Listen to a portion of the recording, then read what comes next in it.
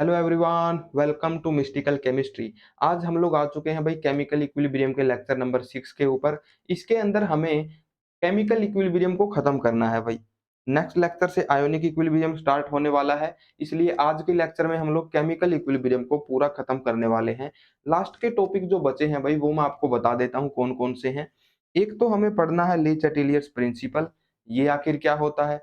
उसके बाद इक्विलिब्रियम को कौन से फैक्टर इफेक्ट कर सकते हैं। Concentration, pressure, catalyst, inert gas और टेम्परेचर, इन सभी फैक्टर्स का क्या असर पड़ता है इक्विलिब्रियम के ऊपर, ये हमें समझना है भाई। स्टार्ट करते हैं हम लोग ले चैटेलियर्स प्रिंसिपल को समझने से। ये प्रिंसिपल हमें क्या बताता है भाई, देखो मैं आपको पहले एक एक्सपेरिमेंट समझाता हूँ भाई। एक सिंपल सा फिजिकल एक्सपेरिमेंट है जिसके अंदर हमने क्या किया हुआ है। मान लो यहाँ पर हमने एक ट्यूब ली हुई है जिसको हमने भर दिया है वाटर के साथ में। इस तरीके से वाटर के साथ ये फिल करी हुई है। यहाँ पर वाटर कुछ ऐसे लेवल पर आकर एडजस्ट कर लेगा खुद को, जहाँ पर वाटर का लेवल दोनों ही साइड, इस ट्यूब में दोनों ही साइड बराबर हो जाए, यहाँ पर आके वाटर अटक जाएगा। अब यहाँ पर एक तरीके से इक्विलिब्रियम एस्टेब्लिश हो चुका है। जितना वाटर का लेवल राइट साइड है उतना ही लेफ्ट साइड भी है, तो यहाँ पर एक इक्विलिब्रियम सेटअप हो चुका है। अगर मैं कुछ ऐसा करूं कि इस इक्विलिब्रियम कंडीशन पे किसी एक तरफ थोड़ा सा एक्स्ट्रा वाटर ऐड कर दूं, मतलब मैंने यहाँ पर इतना एक्स्ट्रा वाटर ऐड कर दिया। अब क्या यहाँ पर ये लेवल इतना ही रहेगा? जी नहीं, अब इक्विलिब्रियम तो है नहीं। अब वाटर इस लेवल पे है और यहाँ पर इस लेवल पे है। अनइक्वल लेवल्स के ऊपर जो है वाटर यहाँ पर आ गया है। अब सिस्टम हमारा क्या करेगा भाई, कोई भी सिस्टम इक्विलिब्रियम में है उसके साथ अगर हम लोग छेड़छाड़ कर दें तो वहां पर ऑटोमेटिकली रिएक्शन ऐसी डायरेक्शन में शिफ्ट हो जाती है जहां पर वो इक्विलिब्रियम फिर से एस्टेब्लिश हो जाए, उस इफेक्ट को अंडू किया जा सके। देखो यहाँ पर कुछ ऐसा होगा, ये वाटर का लेवल थोड़ा सा नीचे आ जाएगा जिससे कि ये लेवल थोड़ा सा ऊपर चला जाएगा। इस तरीके से वाटर इस डायरेक्शन में कुछ ट्रेवल कर जाएगा और ये कब तक ऐसा होगा, जब तक दोनों का लेवल वापिस से बराबर ना हो जाए। तो यहाँ पर बेसिकली क्या हुआ, इक्विलिब्रियम था जिसको हमने थोड़ा सा एडिशनल अमाउंट ऑफ वाटर डाल के डिस्टर्ब कर दिया। ये रिएक्शन ऑटोमेटिकली ऐसी डायरेक्शन में शिफ्ट कर गई जिससे कि इक्विलिब्रियम को वापस एस्टेब्लिश किया जा सके। सिमिलरली अगर मैं लेफ्ट साइड में थोड़ा सा एडिशनल वाटर ऐड कर देता हूँ, तब क्या होगा भाई, ये रिएक्शन राइट साइड में थोड़ा सा शिफ्ट कर जाएगी जिसकी वजह से क्या होगा, इक्विलिब्रियम वापस से एस्टेब्लिश हो जाएगा। तो यहाँ पर कोई भी सिस्टम हो, अगर उसको डिस्टर्ब कर दिया जाए, अगर उसके इक्विलिब्रियम को डिस्टर्ब कर दिया जाए, तब ऑटोमेटिकली रिएक्शन एक ऐसी डायरेक्शन के अंदर शिफ्ट करने की कोशिश करती है जिससे कि उस इक्विलिब्रियम को वापस से पाया जा सके, उस इक्विलिब्रियम को वापस से अचीव किया जा सके। तो यहाँ पर अब हम लोग पढ़ते हैं भाई इसकी स्टेटमेंट, ये हमें क्या बताती है। If any changes are made in P, T और सी, अगर इक्विलिब्रियम कंडीशन के ऊपर प्रेशर, टेम्परेचर और कंसंट्रेशन, इनके अंदर कोई भी चेंज कर दिया गया है, तब क्या होगा भाई, equilibrium shift in the direction, equilibrium ऐसी डायरेक्शन में शिफ्ट करेगा that tends to undo the effect, इनके इफेक्ट को जो कि वापिस से पलटा सके, वापिस से वैसा ही इक्विलिब्रियम लेके आ सके, ऐसी डायरेक्शन में हमारी रिएक्शन शिफ्ट कर जाएगी। यही हमारा बताता है ले चैटेलियर्स प्रिंसिपल। अब आगे हम लोग सीखेंगे भाई प्रेशर, टेम्परेचर और कंसंट्रेशन, ये अगर हम लोग बढ़ा रहे हैं केमिकल रिएक्शन के अंदर तो किस डायरेक्शन में हमारी रिएक्शन शिफ्ट होगी, यही हमें समझना है। ले चैटेलियस प्रिंसिपल हम लोग समझ गए। अगर इक्विलिब्रियम को डिस्टर्ब कर दिया जाए तो इक्विलिब्रियम वापस से एस्टेब्लिश होने की कोशिश करेगा। वापस से एस्टेब्लिश कैसे होगा, या तो रिएक्शन रिएक्टेंट्स की तरफ शिफ्ट कर जाएगी, मतलब कि बैकवर्ड शिफ्ट कर जाएगी, या फिर रिएक्शन प्रोडक्ट्स की तरफ शिफ्ट कर जाएगी। इस केस में क्या होगा यही हमें देखना है। इफेक्ट ऑफ कंसंट्रेशन, कंसंट्रेशन का क्या इफेक्ट होगा, चलिए समझते हैं। मान लो हमारे पास एक था भाई रिएक्टेंट ए जो कि इक्विलिब्रियम में था प्रोडक्ट बी के साथ। यहां पर हमने दो टर्म पढ़ी है भाई, एक पढ़ा है हमने इक्विलिब्रियम कांस्टेंट जो कि किसके बराबर होता है, बी की कंसंट्रेशन डिवाइडेड बाई ए की कंसंट्रेशन एट इक्विलिब्रियम, इसके बराबर होता है। दूसरी टर्म हमने पढ़ी है रिएक्शन कोसेंट जो कि अगेन किसके बराबर होता है, बी की कंसंट्रेशन डिवाइडेड बाई ए की कंसंट्रेशन। यहाँ पर डिफरेंस क्या होता है दोनों के अंदर, के अंदर जो कंसंट्रेशन हम लोग लेते हैं बी की और ए की, दोनों इक्विलिब्रियम की कंसंट्रेशंस होती हैं। जब इक्विलिब्रियम सेटअप हो चुका है, वहाँ पर क्या कंसंट्रेशंस है बी की और ए की, वो हम लोग लेते हैं इक्विलिब्रियम कांस्टेंट के अंदर। हाउएवर जो हमारा रिएक्शन क्वोशिएंट होता है, के क्यू होता है, वो हमें क्या बताता है भाई, ये कंसंट्रेशन किसी भी दौरान हो सकती है। रिएक्शन स्टार्ट हुई है तब भी हो सकती है। इक्विलिब्रियम के ऊपर बी और ए की वैल्यू यही वाली हो जाती है। इसलिए इक्विलिब्रियम के ऊपर क्यू जो है वो के बराबर हो जाएगा, और रिएक्शन जब खत्म होने वाली है तब भी कुछ और वैल्यू हो सकती है। तो के हम लोग कैलकुलेट करते हैं एट इक्विलिब्रियम, और क्यू कैलकुलेट किया जा सकता है एट एनी मोमेंट। ठीक है भाई। अब यहाँ पर देखो भाई, मान लो इस रिएक्शन के अंदर इक्विलिब्रियम एस्टेब्लिश हो चुका था भाई। इस रिएक्शन के अंदर आ चुका था इक्विलिब्रियम, और इक्विलिब्रियम के ऊपर हमने क्या किया, ए की कंसंट्रेशन को बढ़ा दिया। हमने इक्विलिब्रियम के ऊपर ए की कंसंट्रेशन को कर दिया इंक्रीज। ए की कंसंट्रेशन को हमने इंक्रीज कर दिया। ए की कंसंट्रेशन अगर इंक्रीज हो गई तो क्यू की वैल्यू डिक्रीज हो जाएगी भाई। क्यू की वैल्यू डिक्रीज हो जाएगी, क्यू की वैल्यू कम हो जाएगी के से। इक्विलिब्रियम कांस्टेंट से कम हो जाएगी रिएक्शन क्वोशिएंट की वैल्यू, क्योंकि डिनोमिनेटर की वैल्यू बड़ी है तो क्यू की वैल्यू तो ऑटोमेटिकली डिक्रीज होनी थी। तो यहाँ पर अब क्या होगा, अब हमें वापस से इक्विलिब्रियम लेके आना है। अगर वापस से इक्विलिब्रियम हमें लेके आना है तो हमें भाई बी की कंसंट्रेशन को भी बढ़ाना पड़ेगा। ए की कंसंट्रेशन बहुत बढ़ गई है, बी की कंसंट्रेशन को भी बढ़ाना पड़ेगा। अगर ऐसा करना है तो क्या करना पड़ेगा भाई, रिएक्टेंट को डिकम्पोज करके थोड़ा सा प्रोडक्ट हमें बनाना पड़ेगा। ए की कंसंट्रेशन ज्यादा हो गई है, रिएक्शन को अगर बी की तरफ शिफ्ट करवाएंगे, जब फॉरवर्ड डायरेक्शन में शिफ्ट करवाएंगे, तभी बी की कंसंट्रेशन भी इंक्रीज होगी, और जब बी की कंसंट्रेशन भी इंक्रीज होगी, तभी जाके हमारा क्यू वापिस से के इक्वल हो पाएगा। ए की वैल्यू हमने डिक्रीज कर दी, क्यू की वैल्यू को अगर वैसा ही रखना है, अगर वापिस से इक्विलिब्रियम लेके आना है, तो बी की वैल्यू भी हमें बढ़ानी पड़ेगी। बी की कंसंट्रेशन कब बढ़ेगी, जब रिएक्शन फॉरवर्ड डायरेक्शन में शिफ्ट होगी। तो जब ऐसा होता है तो रिएक्शन कहाँ शिफ्ट करती है भाई, रिएक्शन शिफ्ट करती है फॉरवर्ड डायरेक्शन में। इसका उल्टा भी बिल्कुल सही होगा भाई। अगर ए की कंसंट्रेशन को डिक्रीज कर दिया, अगर ए की कंसंट्रेशन को डिक्रीज कर दिया तो क्यू की वैल्यू ओवरऑल इंक्रीज कर जाएगी। हमें बी की कंसंट्रेशन को भी क्या करना पड़ेगा, यहाँ पर डिक्रीज करना पड़ेगा। ऐसा कब होगा, जब रिएक्शन लेफ्ट साइड में शिफ्ट करेगी। तो यहाँ पर अगर ए की कंसंट्रेशन को हम लोग डिक्रीज कर देते हैं, डिनोमिनेटर डिक्रीज हो गया, तो क्यू की वैल्यू इंक्रीज हो जाएगी। क्यू की वैल्यू ज्यादा हो गई के से। अगर हमें फिर से क्यू और के को बराबर करना है तो रिएक्शन को बैकवर्ड डायरेक्शन में शिफ्ट करना होगा। तो इस कंडीशन में रिएक्शन शिफ्ट हो जाएगी भाई बैकवर्ड डायरेक्शन में। यहाँ पर रिएक्शन बैकवर्ड डायरेक्शन में शिफ्ट होगी। प्रोडक्ट के लिए भी हम लोग सेम चीजें इमेजिन कर सकते हैं।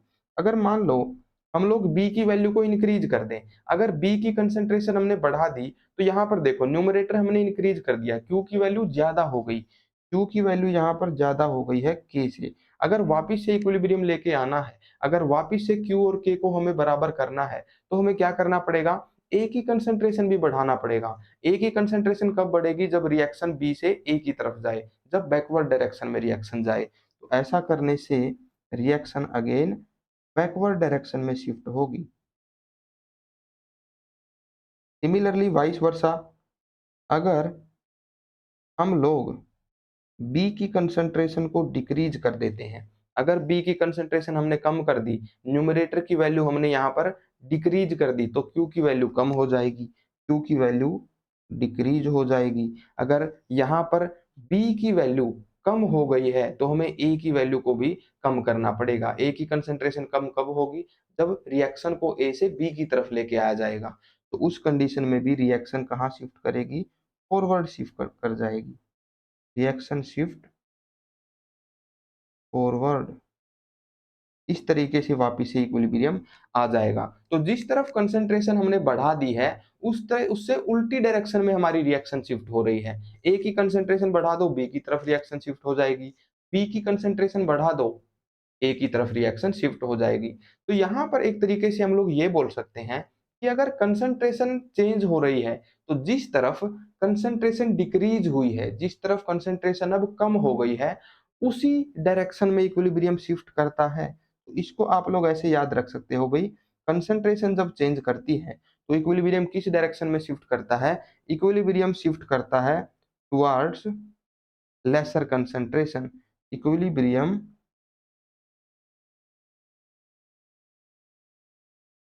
is achieved by shifting reaction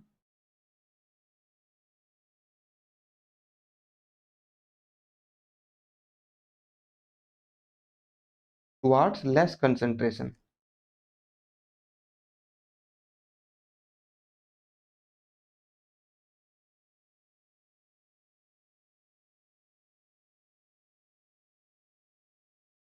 इस तरीके से हम लोग अंदाजा लगा सकते हैं कि कंसंट्रेशन के चेंज करने से किस डायरेक्शन में हमारा इक्विलिब्रियम शिफ्ट होगा। अगला फैक्टर पढ़ते हैं भाई, कंसंट्रेशन के बाद अगली कौन सा फैक्टर है जो कि इफेक्ट करती है। अच्छा, उससे पहले नीट का एक प्रीवियस ईयर क्वेश्चन करते हैं भाई। यहाँ पर हमें क्या बताया गया है, देखो इस क्वेश्चन को अप्रोच करते हैं। For any reversible reaction if we increase concentration of reactant, किसी भी रिवर्सिबल रिएक्शन के लिए, रिवर्सिबल रिएक्शन क्या होती है, जहां हर मोमेंट पे हमारे पास रिएक्टेंट और प्रोडक्ट के बीच में इक्विलिब्रियम सेटअप हो चुका हो, उसे बोला जाता है reversible reaction. If we increase concentration of reactant, अगर रिएक्टेंट की कंसंट्रेशन हम लोग इंक्रीज कर दें, रिएक्टेंट की कंसंट्रेशन हम लोग इंक्रीज कर दें, then what will be the effect on equilibrium constant, equilibrium constant के ऊपर क्या इफेक्ट पड़ेगा। देखो यहां पर एक चीज बहुत ध्यान से समझना, इक्विलिब्रियम कांस्टेंट होता है प्रोडक्ट की कंसंट्रेशन और रिएक्टेंट की कंसंट्रेशन का रेशियो। अब ये कंसंट्रेशन वो कंसंट्रेशन होती है भाई जो कि इक्विलिब्रियम के ऊपर है। अगर हम लोगों ने रिएक्टेंट की कंसंट्रेशन बढ़ा दी तो वहां से इक्विलिब्रियम डिस्टर्ब हो जाएगा। वहां पर हम लोग ये नहीं मानेंगे कि रिएक्टेंट की वैल्यू बढ़ गई तो के की वैल्यू डिक्रीज हो जाएगी और ये आंसर हम लोग लगा दें, जी नहीं। अगर रिएक्टेंट की कंसंट्रेशन बढ़ा दी है तो इक्विलिब्रियम वहां पे रहा ही नहीं है। इक्विलिब्रियम वापिस से एस्टेब्लिश होगा रिएक्शन को किसी एक डायरेक्शन में शिफ्ट करके। जैसे कि हमें पता है भाई, अगर हम लोग रिएक्टेंट की कंसंट्रेशन बढ़ा देते हैं ना तो Q की वैल्यू इंक्रीज कर जाती है, Q ज्यादा हो जाता है K से। इस कंडीशन पे जहां पर रिएक्टेंट की वैल्यू हमने बढ़ा दी, रिएक्टेंट की कंसंट्रेशन की वैल्यू हमने बढ़ा दी, वहां पर इक्विलिब्रियम अब खत्म हो चुका है। रिएक्शन के अंदर क्या होगा, रिएक्टेंट राइट साइड में शिफ्ट करेगी जिससे आर की वैल्यू थोड़ी सी डिक्रीज हो जाएगी, पी की वैल्यू थोड़ी सी इंक्रीज हो जाएगी। ऐसा कब तक होगा, कब तक हमारी रिएक्टेंट की कंसंट्रेशन घटती रहेगी, प्रोडक्ट की कंसंट्रेशन बढ़ती रहेगी। ऐसा तब तक होगा जब तक कि दोनों का रेशियो बराबर ना हो जाए, पहले जैसा ना हो जाए। तो वापिस से हमारा रेशियो बिल्कुल बराबर ही रहेगा। तो रिएक्टेंट की या फिर प्रोडक्ट की कंसंट्रेशन को चेंज करने से रिएक्सेंट क्वोशेंट की वैल्यू बदल जाती है थोड़े टाइम के लिए, और थोड़े देर के बाद रिएक्शन शिफ्ट हो जाती है, इक्विलिब्रियम कांस्टेंट वापिस से वैसा ही हो जाता है। तो इक्विलिब्रियम कांस्टेंट की वैल्यू इफेक्ट नहीं करती है रिएक्टेंट और प्रोडक्ट के चेंज करने से। Does not change, unchanged, unchange रहती है। इक्विलिब्रियम कांस्टेंट चेंज नहीं करता है, वो कांस्टेंट ही रहेगा किसी भी रिएक्शन के लिए। अगर हमने रिएक्टेंट की कंसंट्रेशन बढ़ा दी तो यहाँ पर वो वैल्यू पुट नहीं कर सकते क्योंकि ये रिएक्टेंट की कंसंट्रेशन है एट इक्विलिब्रियम। ठीक है, बस ये समझ लो रिएक्टेंट डालते ही इक्विलिब्रियम खत्म, वापिस से रिएक्शन शिफ्ट करेगी, वापिस से इक्विलिब्रियम आएगा। ठीक है, और वापिस से जो इक्विलिब्रियम आएगा वहां पर पी की वैल्यू भी थोड़ी सी इंक्रीज हो गई होगी और आर की वैल्यू भी ऑलमोस्ट थोड़ी सी ही इंक्रीज हुई होगी, इनका रेशियो बिल्कुल सेम रहेगा। ये था भाई हमारा क्वेश्चन। अब हम लोग देखते हैं इफेक्ट ऑफ प्रेशर। अगर इक्विलिब्रियम कंडीशन के ऊपर हम लोग प्रेशर चेंज कर दें तब वहां पर क्या इफेक्ट पड़ेगा, देखो भाई ये मैं आपको ना एक छोटे से एक्सपेरिमेंट की फॉर्म में दिखाता हूं। एक केस में मान लो हमारे पास प्रेशर ज्यादा है, यहाँ पर प्रेशर ज्यादा है क्योंकि हमने कंप्रेस किया हुआ है, यहाँ पर प्रेशर जो है वो कम है क्योंकि यहाँ पर हमने कम प्रेस किया हुआ है। पिस्टन की पोजीशन आप लोग देख सकते हो, यहाँ पर पिस्टन की पोजीशन ये है, यहाँ पर पिस्टन की पोजीशन ये है। तो इस एरिया में हम लोग मान सकते हैं कि प्रेशर जो है वो लेस है और यहाँ पर प्रेशर है ज्यादा। एक्सटर्नल प्रेशर की हम लोग बात कर रहे हैं, जो प्रेशर हम लोग यहाँ इसके ऊपर अप्लाई कर रहे हैं। ठीक है भाई, यहाँ पर कम प्रेशर है, यहाँ पर ज्यादा प्रेशर है। अब गैसेज की ना एंट्रोपी होती है बहुत हाई, उनकी रैंडमनेस बहुत हाई होती है। गैसेज चाहती हैं, गैसेज क्या करती हैं भाई, जितना भी वॉल्यूम उनके पास अवेलेबल होता है उतने ही वॉल्यूम के अंदर वो खुद को फैला लेती हैं, उतने ही वॉल्यूम को ऑक्यूपाई कर लेती हैं। तो यहाँ पर एक सीधी सी बात समझना, अगर प्रेशर कम है, अगर प्रेशर कम है तो वहां पर गैसेज ज्यादा रैंडमली घूम सकती हैं।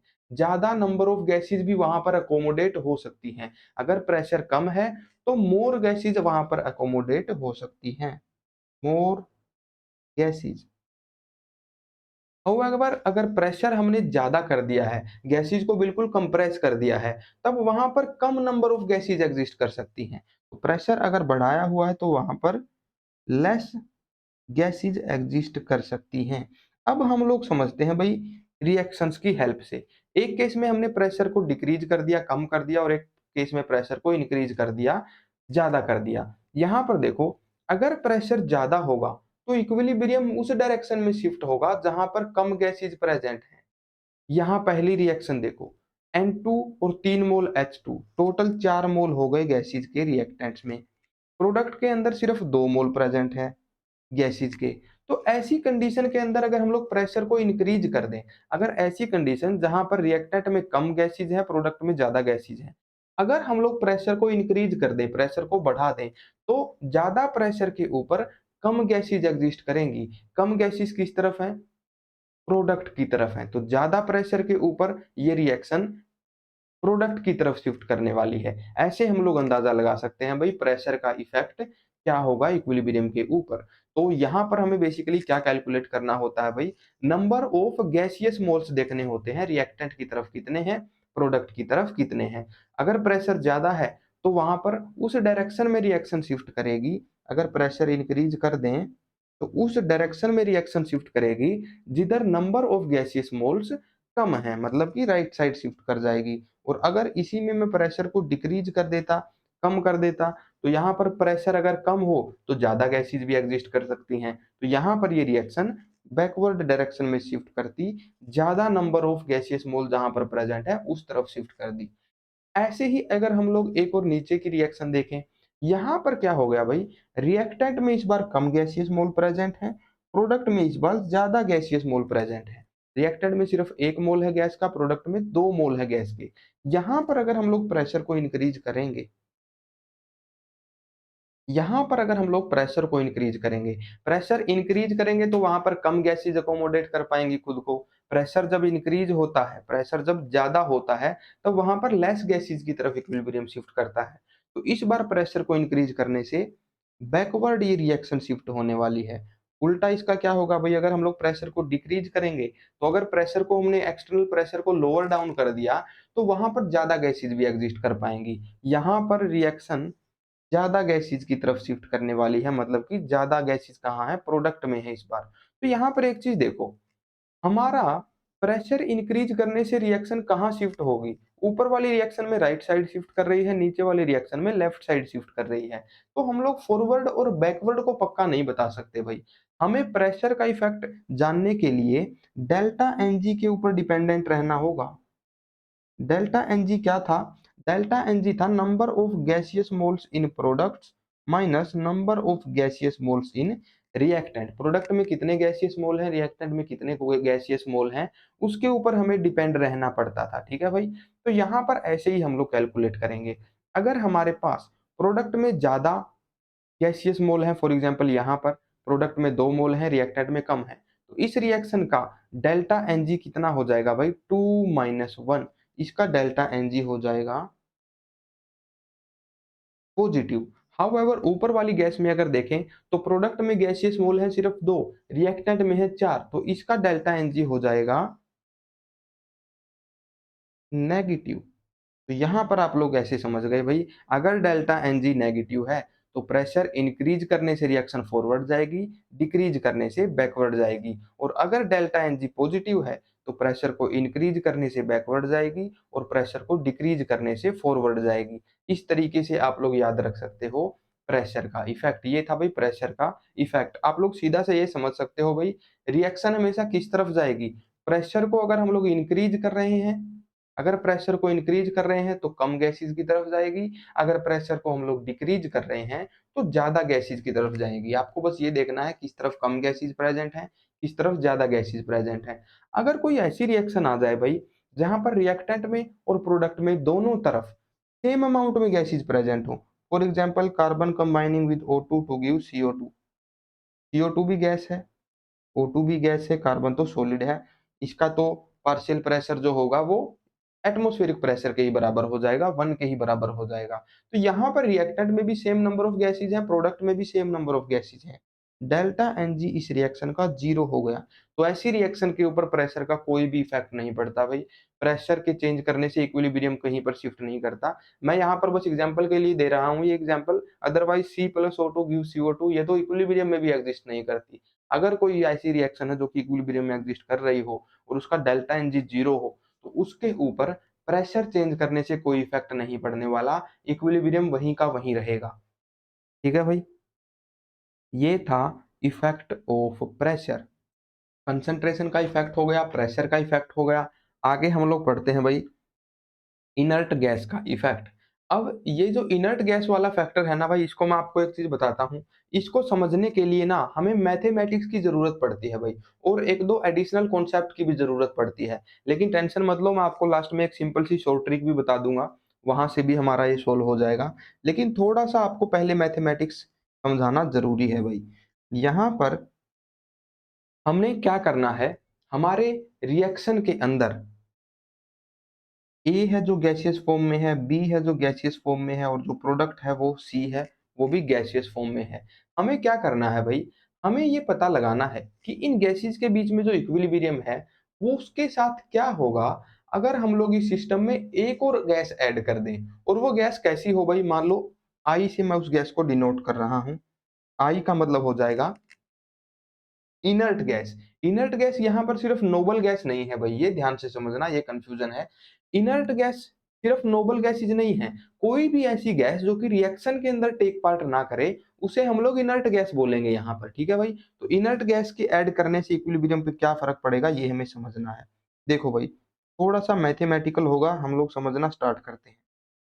मान लो इस रिएक्शन के अंदर अभी इक्विलिब्रियम है, तो इक्विलिब्रियम कांस्टेंट Kp वो क्या होगा भाई, वो किसके बराबर होगा, देखो वो बराबर होगा partial pressure of product divided by partial pressure of reactants. Product है हमारे पास यहाँ पर सी का कुछ पार्शियल प्रेशर होगा। अच्छा, प्रेशर में और पार्शियल प्रेशर में क्या फर्क है, देखो मैं आपको एक सिंपल सा कॉन्सेप्ट बताता हूँ भाई। मान लो हमारे पास ये क्यूबिक कंटेनर है जिसके अंदर एक गैस है। अब ये गैस जितना प्रेशर एग्जर्ट कर रही है इस क्यूब के साइड्स के ऊपर, इस क्यूब के फेसिस के ऊपर, उसको बोला जाता है प्रेशर। अब यहाँ पर अगर मैं मल्टीपल गैसेस ऐड कर दूं, ब्राउन, रेड और ब्लू, ये तीन तरह की गैस मैंने ऐड कर दी। अब ये तीनों गैसेज मिलके कुछ प्रेशर अप्लाई कर रही होंगी इस क्यूब की साइड के ऊपर। अब यहाँ पर टोटल प्रेशर कितना होगा, वो रेड गैस के, ब्राउन गैस के और ब्लू गैस के पार्शियल प्रेशर के बराबर होगा। टोटल प्रेशर इन तीनों गैसेज की वजह से है, इसलिए एक सिंगल गैस का प्रेशर अगर हम लोग मेंशन कर रहे हैं तो वहां पर हमें पार्शियल प्रेशर बोलना पड़ेगा। पार्शियल का मतलब ही होता है एक फ्रैक्शन, पार्शियल मतलब थोड़ा सा। तो टोटल जो प्रेशर है उसमें से कुछ प्रेशर रेड गैस की वजह से है, कुछ प्रेशर ब्राउन गैस की वजह से है और कुछ प्रेशर ब्लू गैस की वजह से है। इसीलिए मैं यहाँ पर बोल रहा हूँ अगर किसी कंटेनर के अंदर ए बी सी तीनों गैस प्रेजेंट है तो तीनों का प्रेशर कितना होगा भाई, पी ए पी बी और P C, partial pressure of A, partial pressure of B, partial pressure of C. इन तीनों को अगर हम लोग ऐड कर देंगे तो वहां पर हमारे पास टोटल प्रेशर निकल के आ जाएगा। तो टोटल प्रेशर किसके बराबर हो जाएगा भाई, partial pressure of A plus partial pressure of B plus partial pressure of C, इसके बराबर हो गया। अब यहाँ पर मान लो भाई स्टार्टिंग में जब हमारे पास इक्विलिब्रियम प्रेजेंट है तब ए का पार्शियल प्रेशर है 1 एटमोस्फियर, बी का भी पार्शियल प्रेशर इतना ही है, सी का भी पार्शियल प्रेशर इतना ही है, कितना, 1 एटमोस्फियर। ये सारे हमारे पास 1 एटमोस्फियर के बराबर हो गए। थोड़ा सा कैलकुलेशंस को सिंपल बनाने के लिए हम लोग क्या मान लेते हैं भाई, ए बी और सी तीनों के एक एक मोल ही हमारे पास प्रेजेंट है। ए गैस, बी गैस और सी गैस तीनों के 1 मोल हमारे पास प्रेजेंट है, तीनों का एक एक मोल प्रेजेंट है। अब यहाँ पर एक इंपॉर्टेंट कॉन्सेप्ट आता है भाई, यहाँ पर आपको पार्शियल प्रेशर का एक फॉर्मूला पता होना चाहिए। अगर मान लो पीए का पार्शियल प्रेशर है पीए, बी गैस का पार्शियल प्रेशर है पीबी, सी गैस का पार्शियल प्रेशर है पी सी, तो टोटल पार्शियल प्रेशर अगर है पीटी तो टोटल पार्शियल प्रेशर कितना हो जाएगा भाई, P A plus P B plus P C इसके बराबर हो जाएगा। तीनों के पार्शियल प्रेशर को ऐड कर देंगे। पी ए का पार्शियल प्रेशर है 1 एटमॉस्फेयर, बी का भी 1, सी का भी 1, तो टोटल कितना हो जाएगा भाई, टोटल यहाँ पर हो जाएगा 1 2 3 3 एटमॉस्फेयर हो जाएगा total partial pressure. Total partial pressure हमने निकाल दिया। तीनों गैसेज का 1 एटमॉस्फेयर है, तीनों का मिला के हो जाएगा 3 एटमॉस्फेयर। यहाँ पर अगर हमें निकालना है किसी इंडिविजुअल गैस का पार्शियल प्रेशर, तो वो कैसे निकलेगा, तो देखो पार्शियल प्रेशर का एक फॉर्मूला होता है जो क्या होता है, मोल fraction of A multiplied by total partial pressure. जितने भी गैसियस मोल प्रेजेंट हैं उनमें ए का मोल फ्रैक्शन कितना है, एक्स ए को बोलते हैं मोल फ्रैक्शन ऑफ ए। इसका भी बहुत सिंपल सा फॉर्मूला होता है भाई, मोल्स का फ्रैक्शन है ये, नंबर ऑफ मोल का फ्रैक्शन है, मतलब नंबर ऑफ मोल ए के कितने हैं उसको हम लोग डिवाइड कर देंगे टोटल नंबर ऑफ मोल्स कितने हैं गैसेस के। देखो हमने एक एक मोल माना था भाई तीनों गैसेस का, ए का भी एक मोल है, बी का भी एक मोल है, सी का भी एक ही मोल है। टोटल मोल यहाँ पर हो गए 3, तो यहाँ पर टोटल नंबर ऑफ मोल हो गए 3। इसको हमें डिवाइड करना है टोटल नंबर ऑफ मोल से। ए की गैस के मोल हैं 1 और टोटल गैसियस मोल हैं 3, तो एक्स की वैल्यू आ गई 3। यहां से आप लोग अब क्या निकालो, इंडिविजुअल पार्शियल प्रेशर निकालो सभी गैसेस का।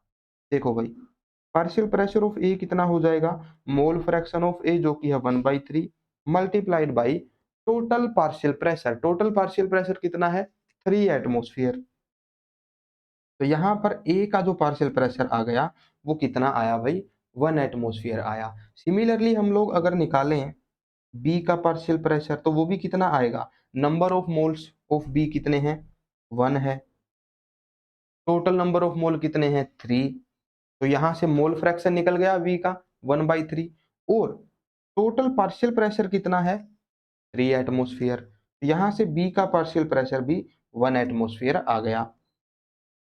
सी का पार्शियल प्रेशर भी कितना आएगा 1/3 मल्टीप्लाइड बाई 3, ये भी 1 ही आने वाला है।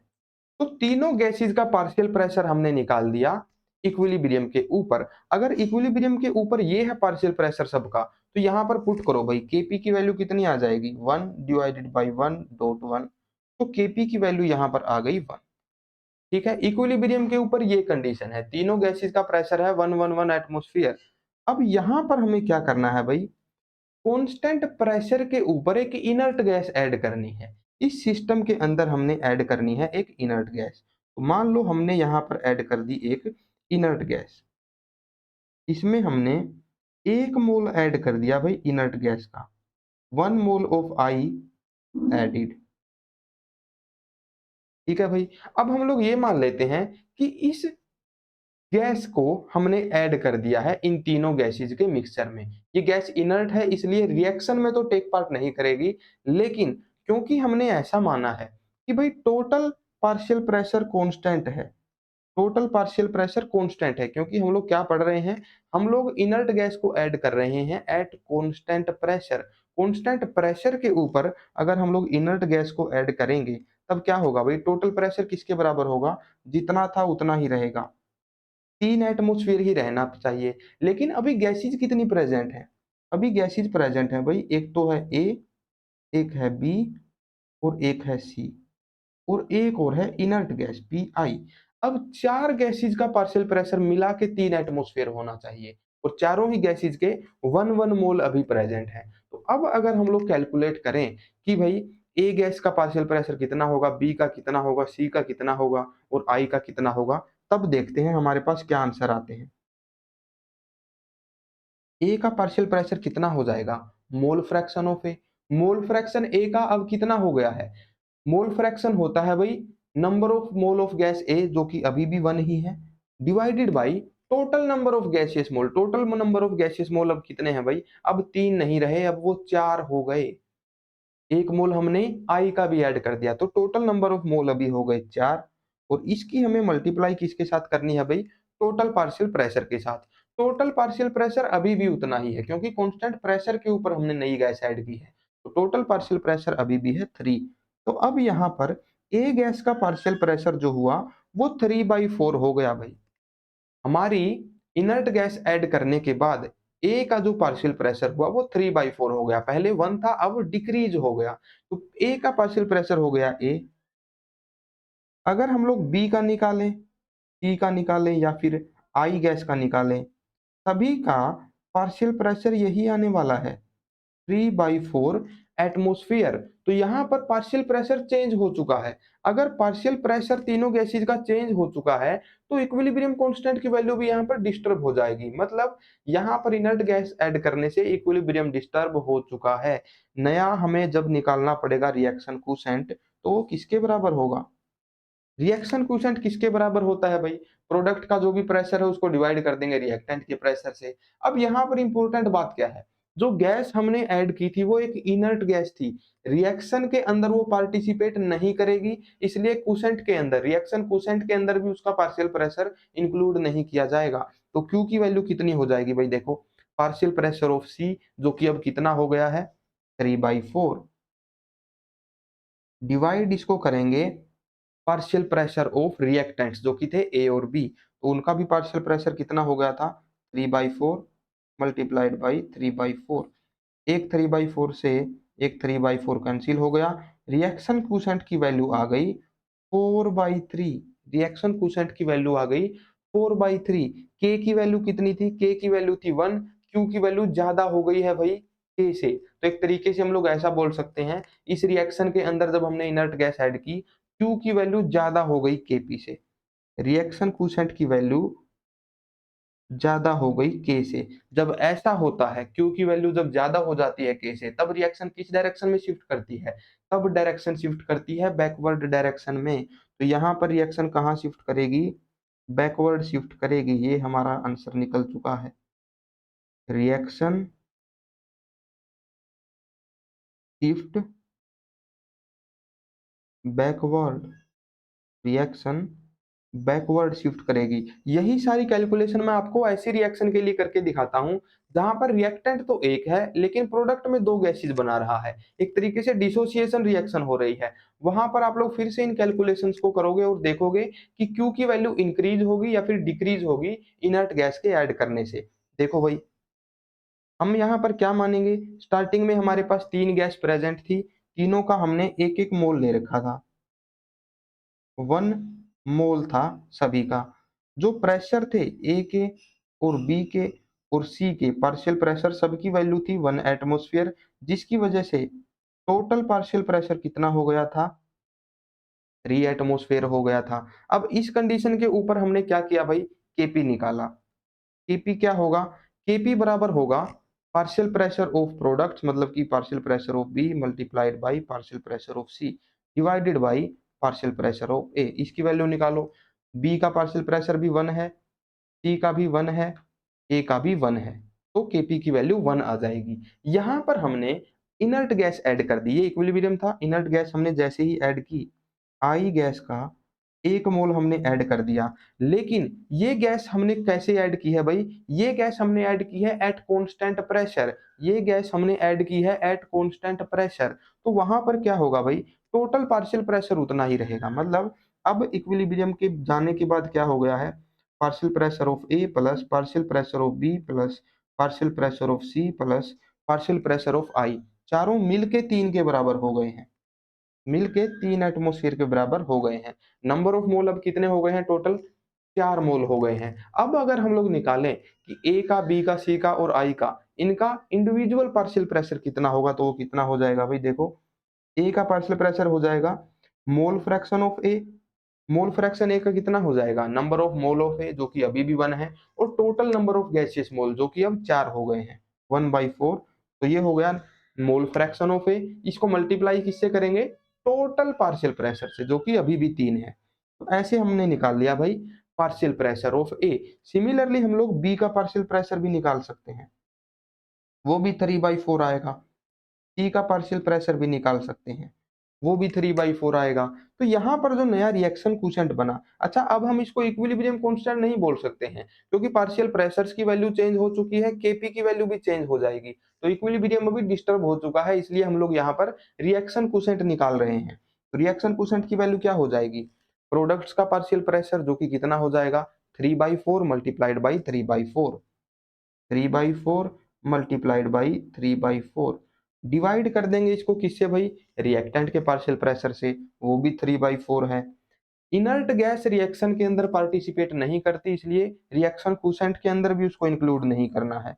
इसको सोल्व करेंगे, 3/4 से 3/4 कैंसिल हो जाएगा, Q की वैल्यू आएगी 3/4, पहले 4/3 हो गई थी, अब 3/4 हो जाएगी। अब 3/4 जो है इसे हमें कंपेयर करना है 1 के साथ।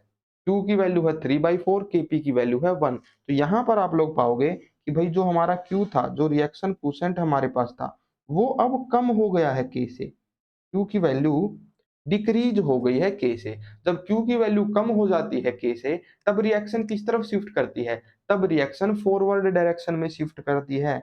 यहाँ पर ये रिएक्शन भी फॉरवर्ड डायरेक्शन में शिफ्ट करेगी।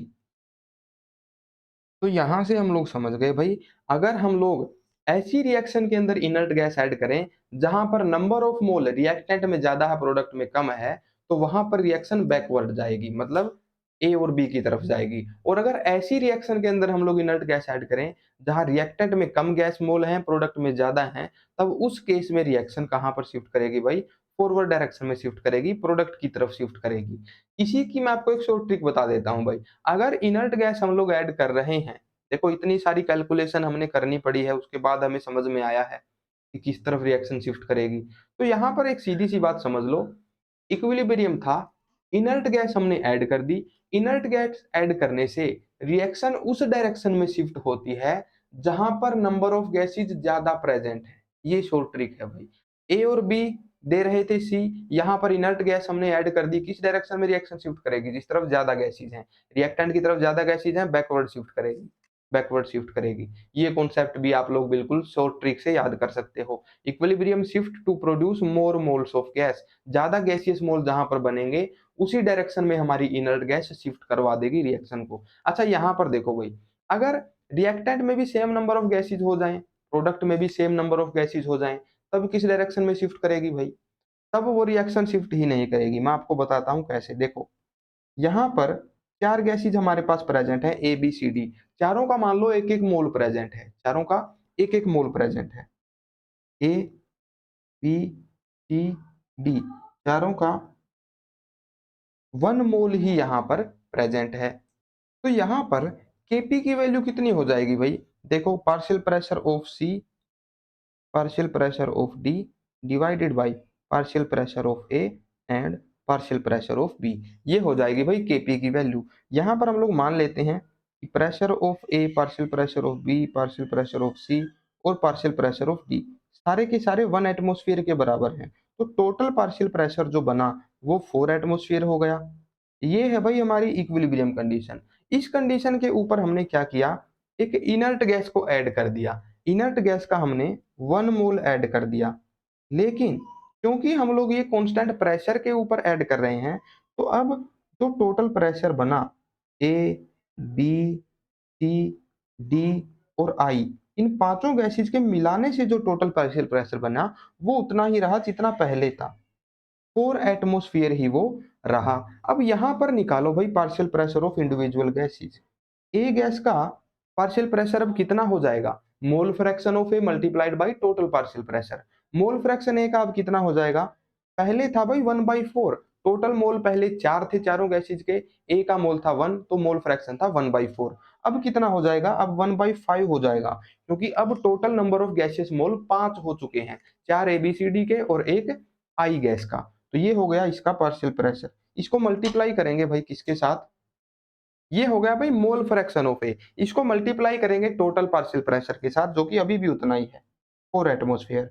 तो ए का पार्शियल प्रेशर बन गया 4/5 एटमोस्फियर। ऐसे ही बी का पार्शियल प्रेशर भी इतना ही आएगा, सी का पार्शियल प्रेशर भी इतना ही आएगा, डी का पार्शियल प्रेशर भी इतना ही आएगा। तो यहाँ पर सभी गैसेज का पार्शियल प्रेशर रिड्यूस हो चुका है। तो यहाँ पर अगर हम लोग रिएक्शन क्वोशेंट निकालेंगे, तो यहाँ पर देखो भाई रिएक्शन क्वोशेंट क्या हो जाएगा, टी का पार्शियल प्रेशर जो कि कितना हो गया है अब 4/3 मल्टीप्लाइड बाई डी का पार्शियल प्रेशर वो भी 4/3।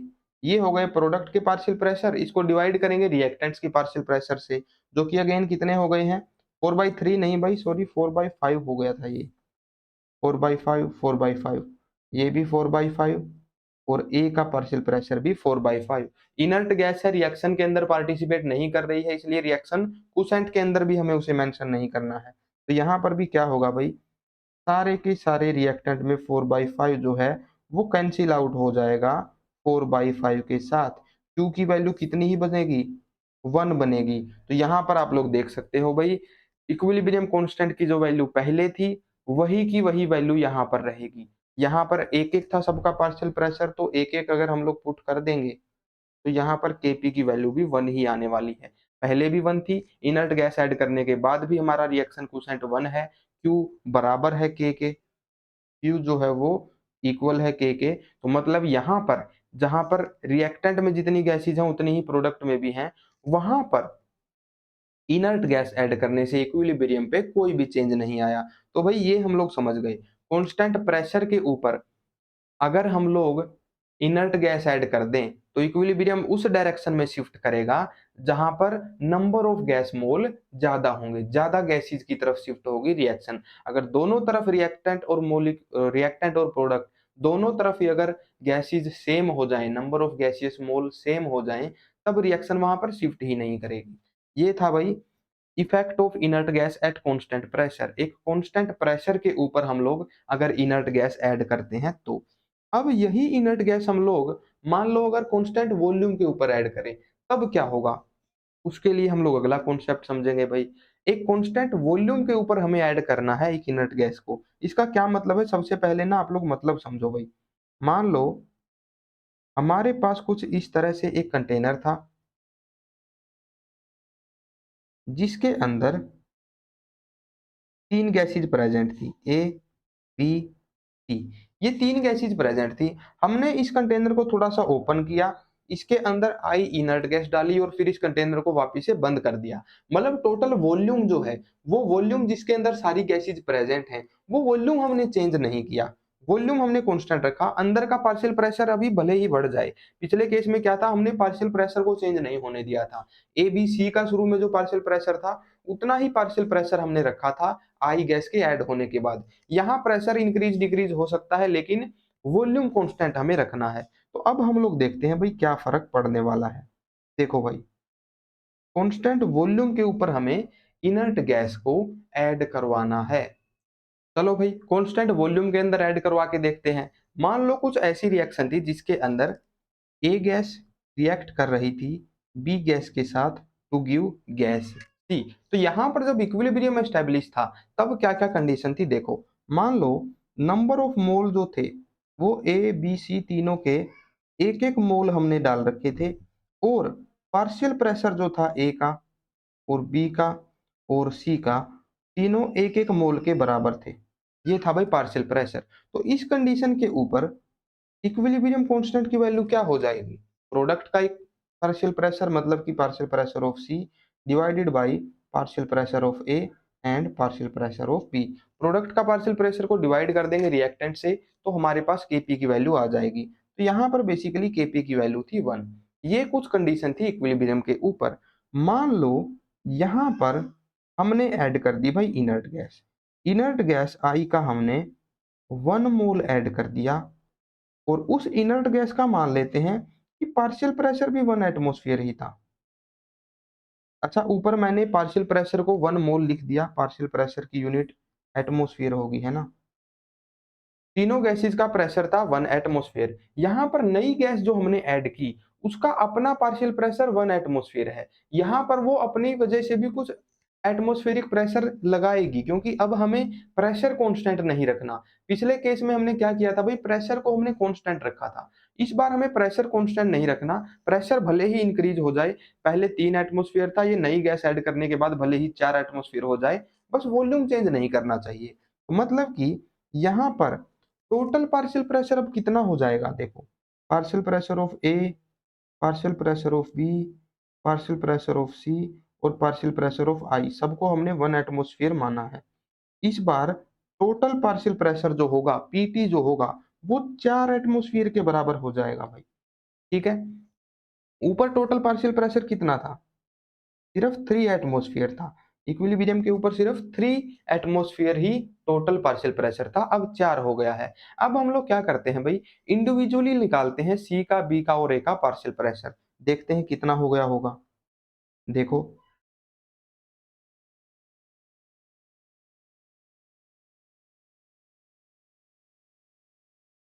ए का पार्शियल प्रेशर किसके बराबर होगा, मोल fraction of A multiplied by total partial pressure.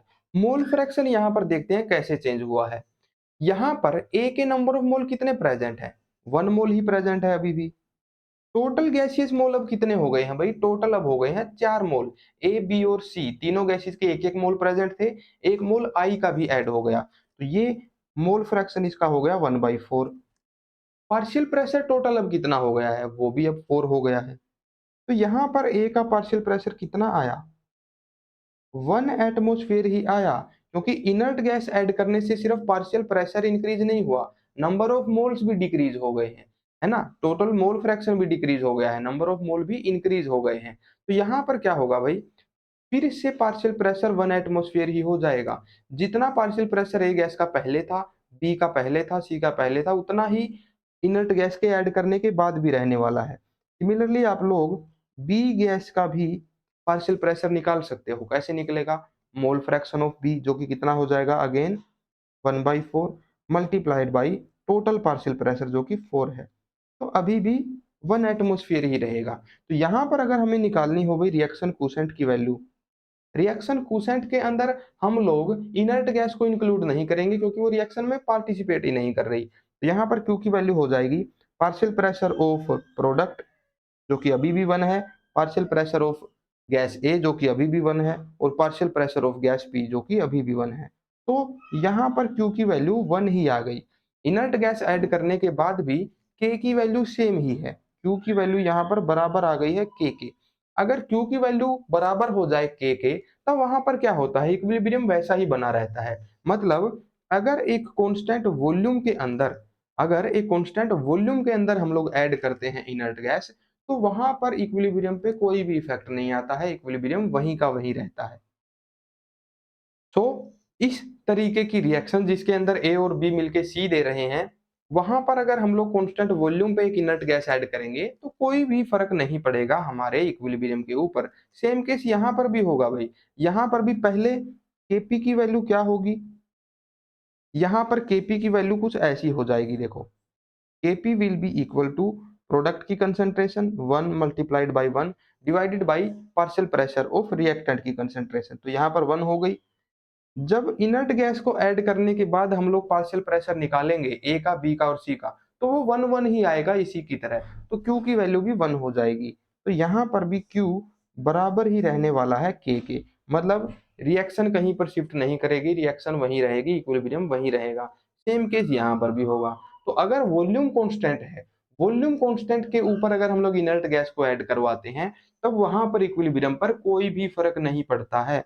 ये था भाई इनर्ट गैस का फैक्टर, ठीक है। इसी को हम लोग कंक्लूड भी कर सकते हैं। देखो, इनर्ट गैस हमने ऐड करवाई है इक्विलिब्रियम के ऊपर, एक बार कांस्टेंट वॉल्यूम पे, एक बार कांस्टेंट प्रेशर पे। अगर कांस्टेंट वॉल्यूम के ऊपर ऐड करी है तब कोई फर्क नहीं पड़ेगा, डेल्टा एनजी चाहे पॉजिटिव हो, नेगेटिव हो या फिर जीरो हो, कोई फर्क नहीं पड़ेगा। लेकिन अगर कांस्टेंट प्रेशर के ऊपर हम लोग इनर्ट गैस ऐड करवा रहे हैं, तब क्या होगा भाई, तब रिएक्शन उस तरफ शिफ्ट करेगी जहां पर नंबर ऑफ मोल ज्यादा है, जहां पर नंबर ऑफ गैसेस ज्यादा बन रही हैं। अगर डेल्टा एनजी जीरो है तो कोई फर्क नहीं पड़ेगा, अगर डेल्टा एनजी पॉजिटिव है मतलब प्रोडक्ट के अंदर ज्यादा गैसेज हैं, रिएक्टेंट के अंदर कम गैसेज हैं, तो यहाँ पर प्रोडक्ट की तरफ ही रिएक्शन शिफ्ट हो जाएगी। जहां ज्यादा गैसेज उसी डायरेक्शन में रिएक्शन शिफ्ट होगी, तो यहाँ पर फॉरवर्ड डायरेक्शन में शिफ्ट हो जाएगी। अगर डेल्टा एनजी की वैल्यू नेगेटिव है तो मतलब रिएक्टेंट में ज्यादा गैसियस मोल प्रेजेंट है, प्रोडक्ट में कम है। तो जहां पर ज्यादा मोल प्रेजेंट है, रिएक्शन रिएक्टेंट में ज्यादा मोल प्रेजेंट है, तो रिएक्टेंट की तरफ ही रिएक्शन शिफ्ट हो जाएगी, मतलब बैकवर्ड डायरेक्शन में रिएक्शन शिफ्ट हो जाएगी। तो इस तरीके से हम लोग इफेक्ट निकाल सकते हैं इनर्ट गैस को ऐड करने का, ठीक है भाई। आगे हम लोग एक और इफेक्ट पढ़ते हैं भाई, इफेक्ट ऑफ कैटलिस्ट। एक कैटलिस्ट अगर हम लोग ऐड करें तो उससे क्या फर्क पड़ता है, देखो भाई, कोई रिएक्शन है ए और बी जिसके अंदर हमने कोई कैटलिस्ट ऐड किया है, तो कैटलिस्ट क्या करता है भाई, एक रेट हमारे पास होता है फॉरवर्ड रिएक्शन का और एक रेट हमारे पास होता है बैकवर्ड रिएक्शन का। एक वो स्पीड है जिससे ए बी बना रहा है और एक वो स्पीड है जिससे बी ए बना रहा है। कैटलिस्ट क्या करता है भाई, कैटलिस्ट दोनों ही स्पीड्स को इंक्रीज कर देता है। फॉरवर्ड रिएक्शन की स्पीड भी बढ़ा देगा, बैकवर्ड रिएक्शन की स्पीड भी बढ़ा देगा। अगर ये रेट इंक्रीज हो गया है रिएक्शन का, तब क्या होगा भाई, तब इक्विलिब्रियम जल्दी अचीव हो जाएगा। अगर ए की कंसंट्रेशन हमने कुछ ली हुई है, कैटलिस्ट डाल दिया, तो जल्दी से बी के अंदर उसको कन्वर्ट कर देगा। यहाँ पर बी का यही, कैटलिस्ट का यही काम होता है, catalyst increase the speed of reaction. तो कैटलिस्ट से इक्विलिब्रियम जल्दी अचीव हो जाएगा, लेकिन इक्विलिब्रियम एस्टेब्लिश वहीं पे होगा जहां पर पहले होता, जहां पर बिना कैटलिस्ट के होता। बस थोड़ा सा वो टाइम लगा देता है इक्विलिब्रियम अचीव होने में। तो catalyst basically increase the rate of both direction, दोनों डायरेक्शन के रेट को इंक्रीज कर देता है कैटलिस्ट। तो इक्विलिब्रियम अचीव्ड अर्ली, इक्विलिब्रियम जल्दी अचीव होता है। But equilibrium constant does not change, लेकिन इक्विलिब्रियम कांस्टेंट की वैल्यू के ऊपर कोई भी फर्क नहीं पड़ेगा कैटलिस्ट से। ये था भाई इफेक्ट ऑफ कैटलिस्ट। आगे हम लोग देखते हैं भाई इफेक्ट ऑफ टेम्परेचर। ये भी छोटा सा फैक्टर है, मैं आपको बताता हूं। देखो, दो तरह की रिएक्शन हमने पढ़ी है थर्मोडायनेमिक्स के अंदर। एक होती है एंडोथर्मिक रिएक्शन। एंडोथर्मिक रिएक्शन में क्या होता है भाई, ये क्या हुआ, एंडोथर्मिक रिएक्शन के अंदर हम लोग क्या करते हैं भाई, हीट ऐड करते हैं। हीट वहां पर एब्जॉर्ब हो रही होती है, रिएक्टेंट को हीट देते हैं तो वो प्रोडक्ट बनाता है। डेल्टा एच इस रिएक्शन के लिए क्या होगा, डेल्टा एच इसके लिए होने वाला है भाई पॉजिटिव। यहां पर ये गलत लिखा हुआ है, एंडोथर्मिक के लिए डेल्टा एच होता है पॉजिटिव और एक्सोथर्मिक के लिए डेल्टा एच होता है नेगेटिव। इसका सीधा सा रीजन है भाई, डेल्टा एच बेसिकली क्या होता है, डेल्टा एच हमारे पास होता है enthalpy of products minus enthalpy of reactants. अगर हम लोगों ने रिएक्टेंट को एनर्जी दी है फिर प्रोडक्ट बनाया है, तो सीधी सी बात है भाई, हमारे पास प्रोडक्ट की एनर्जी ज्यादा होने वाली है, एचपी ज्यादा होने वाली है एचआर से। तो ऐसी कंडीशन में क्या होगा, एचपी अगर ज्यादा है, एचआर अगर कम है, तो डेल्टा एच पॉजिटिव आने वाला है। तो एंडोथर्मिक के लिए डेल्टा एच पॉजिटिव होता है, एक्सोथर्मिक के लिए डेल्टा एच नेगेटिव होता है। अब यहाँ पर टेम्परेचर बढ़ाने से क्या इफेक्ट पड़ेगा, देखो भाई, यहाँ पर एनर्जी हम लोग बढ़ा रहे हैं, हीट हम लोग दे रहे हैं रिएक्टेंट्स को, इंटरनल एनर्जी बढ़ाई जा रही है रिएक्टेंट्स की। तो टेम्परेचर अगर हम लोग यहाँ पर रेज कर देंगे, मतलब हमने यहाँ पर हीट और ज्यादा सप्लाई कर दी, रिएक्टेंट्स को हमने और ज्यादा हीट सप्लाई कर दी। अगर हीट की वैल्यू यहाँ पर बढ़ा दी हमने, तो रिएक्शन इस डायरेक्शन में शिफ्ट करेगी भाई। जिस डायरेक्शन में हमारे पास हीट आ रही थी, उसको हमने दूसरी तरफ भेजना है। एक तरीके से ये समझ लो, यहाँ पर हीट पहले से प्रेजेंट थी, इसको हमने और टेम्परेचर दिया और ज्यादा हीट इसको सप्लाई की, इसकी इंटरनल एनर्जी और भी बढ़ा दी, तो ये रिएक्शन और भी ज्यादा स्पीड से फॉरवर्ड जाएगी।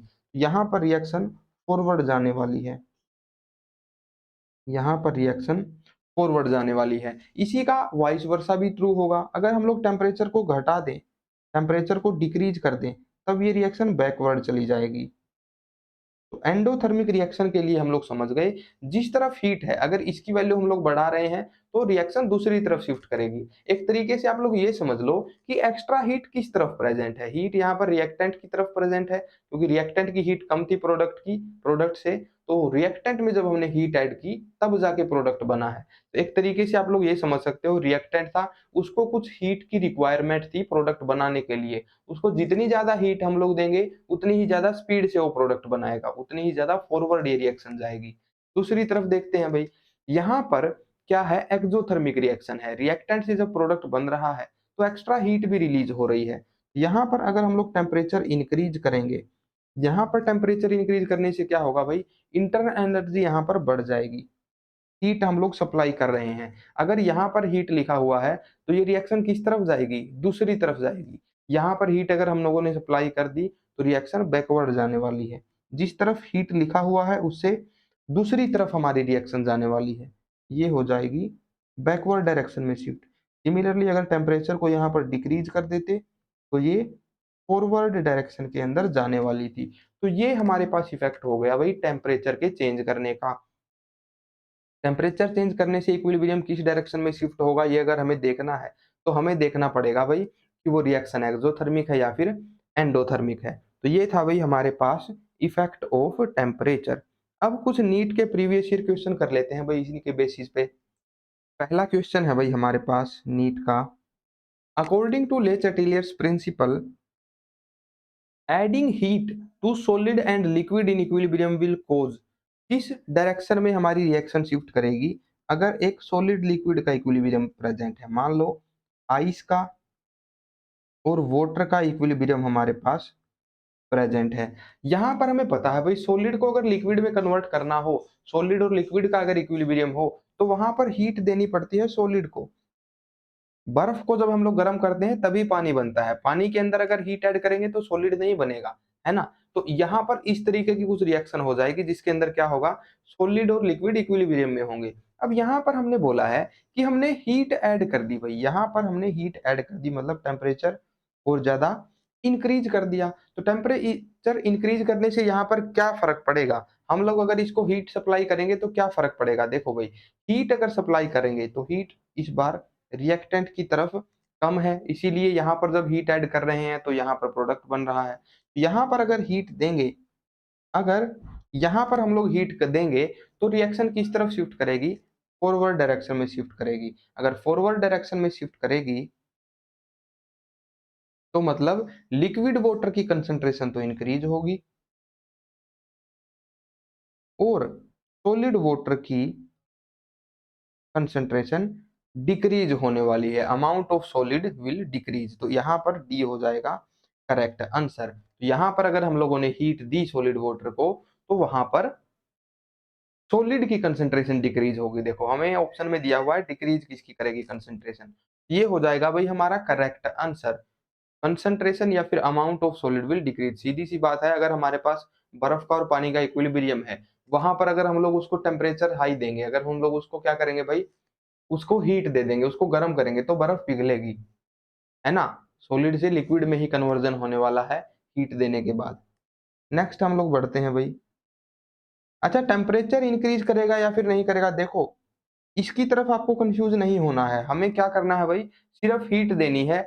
हीट के बाद वहां पर किस डायरेक्शन में ये रिएक्शन शिफ्ट होने वाली है वो हमें बताना है। हमें बताना है ले चैटेलियर्स प्रिंसिपल। ले चैटेलियर्स प्रिंसिपल क्या बताता है, रिएक्शन किस डायरेक्शन में शिफ्ट होगी। तो ले चैटेलियर्स प्रिंसिपल के हिसाब से टेम्परेचर कैसे चेंज होगा ये हम लोग नहीं बता सकते, सिर्फ रिएक्शन किस तरफ शिफ्ट होगी वो बता सकते हैं। तो इसलिए अमाउंट ऑफ सॉलिड डिक्रीज ये हमारा करेक्ट आंसर है, ना कि इंक्रीज इन टेम्परेचर, ठीक है। कहीं आप लोग ये सोचो कि हम लोगों ने टेम्परेचर भी तो बढ़ाया ही है हीट देके, जी नहीं। ली चैटेलियस प्रिंसिपल के हिसाब से हमें आंसर करना है। आगे बढ़ते हैं भाई। एक और क्वेश्चन है हमारे पास, which one of the following information can be obtained on the basis of Le Chatelier's principal. ले चैटेलियस प्रिंसिपल हमें क्या बताता है, dissociation constant of weak acid, किसी वीक एसिड का डिसोसिएशन कांस्टेंट हम लोग निकाल सकते हैं क्या ले चैटेलियस प्रिंसिपल से, नहीं निकाल सकते। एंट्रोपी चेंज क्या हम लोग कैलकुलेट कर सकते हैं, नहीं कर सकते इस प्रिंसिपल से। नेक्स्ट, इक्विलिब्रियम कांस्टेंट क्या निकाल सकते हैं किसी रिएक्शन का, नहीं निकाल सकते। हम लोग क्या निकाल सकते हैं, इक्विलिब्रियम पोजीशन में कहां पर शिफ्ट होगी, अगर इक्विलिब्रियम की वैल्यू हमें चेंज करनी है तो रिएक्शन किस तरफ शिफ्ट होगी, यही हम लोग बता सकते हैं भाई, इसलिए डी हो जाएगा करेक्ट आंसर। ये भी एक नीट का प्रीवियस ईयर क्वेश्चन है। एक और करते हैं भाई।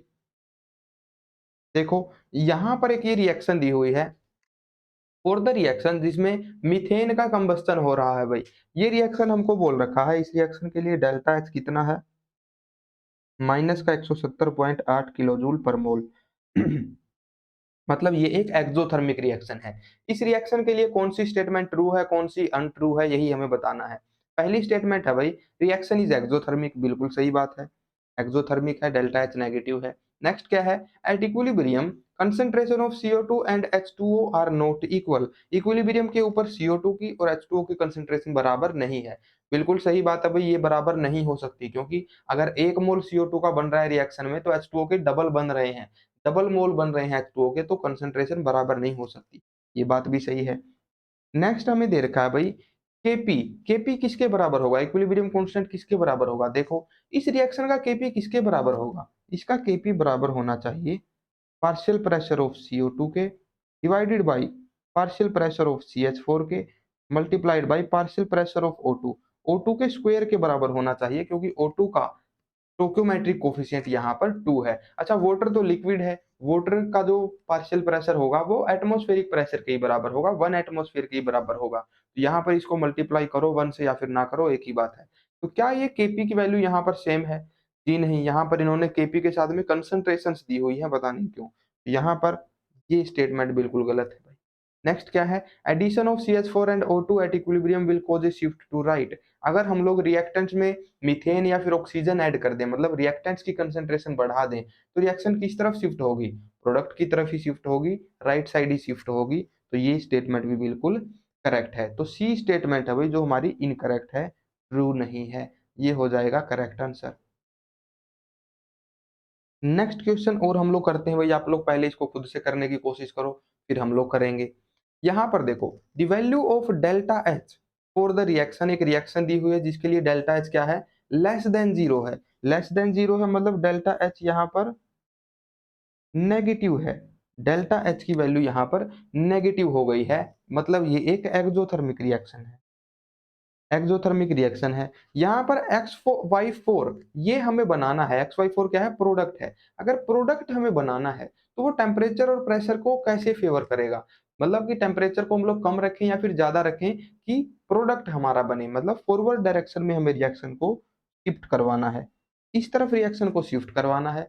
तो क्या करना पड़ेगा भाई? देखो, एक्सोथर्मिक रिएक्शन है मतलब हीट यहाँ पर रिलीज हो रही है, हीट यहाँ पर रिलीज हो रही है। अगर हमें प्रोडक्ट बनाना है, अगर हम लोग टेम्परेचर ज़्यादा कर देंगे, हीट ज़्यादा दे देंगे, तो ये रिएक्शन बैकवर्ड डायरेक्शन में चली जाएगी।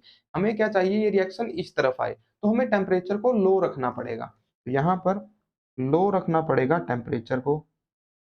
अच्छा, प्रेशर कैसा रखना पड़ेगा ये देखने के लिए हमें भाई डेल्टा एनजी कैलकुलेट करना होगा। यहाँ पर देखो, number of gaseous mole in product कितने हैं? 2 हैं। Number of gaseous mole in reactant कितने हैं? 5 हैं भाई। हमें चाहिए कि रिएक्शन कम गैसियस मोल की तरफ शिफ्ट करे, जहां पर number of mole of gases come present है वहां पर शिफ्ट करे। तो हमें प्रेशर को बढ़ाना पड़ेगा भाई, यहाँ पर हमें प्रेशर को बढ़ाना पड़ेगा। तो हाई प्रेशर के ऊपर रिएक्शन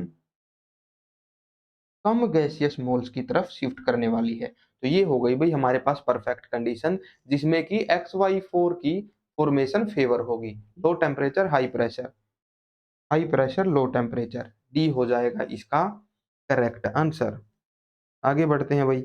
अच्छा, यहाँ पर हमारा खत्म होता है भाई केमिकल इक्विलिब्रियम। आने वाले लेक्चर में हम लोग स्टार्ट करने वाले हैं हमारा आयोनिक इक्विलिब्रियम। ये आखिर क्या होता है, इसके अंदर कौन से कॉन्सेप्ट होते हैं? इसके अंदर बहुत इंपॉर्टेंट कॉन्सेप्ट होते हैं जो हम लोग पढ़ते हैं, जैसे कि वीक एसिड्स और वीक बेसिस और उनके सोल्ट का डिसोसिएशन होता है, पीएच का कॉन्सेप्ट इसमें आता है, बफर सॉल्यूशन क्या होते हैं उन सब के बारे में हमें पढ़ना होता है। तो नेक्स्ट हम लोग स्टार्ट करेंगे इसी चैप्टर का, इक्विलिब्रियम वाले चैप्टर का दूसरा हाफ, जो कि है आयोनिक इक्विलिब्रियम। हमने देखा था भाई इक्विलिब्रियम 3 तरह का होता था, फिजिकल, केमिकल और आयोनिक। फिजिकल हमने पहले लेक्चर में कंप्लीट करवा दिया था, केमिकल हमारा आज कंप्लीट हो गया है। नेक्स्ट लेक्चर से स्टार्ट हो जाएगा आयोनिक इक्विलिब्रियम। तब तक के लिए आप लोग कनेक्टेड रहिए, पढ़ते रहिए। Thank you so much for watching. Bye bye, take care and happy learning. Bye guys.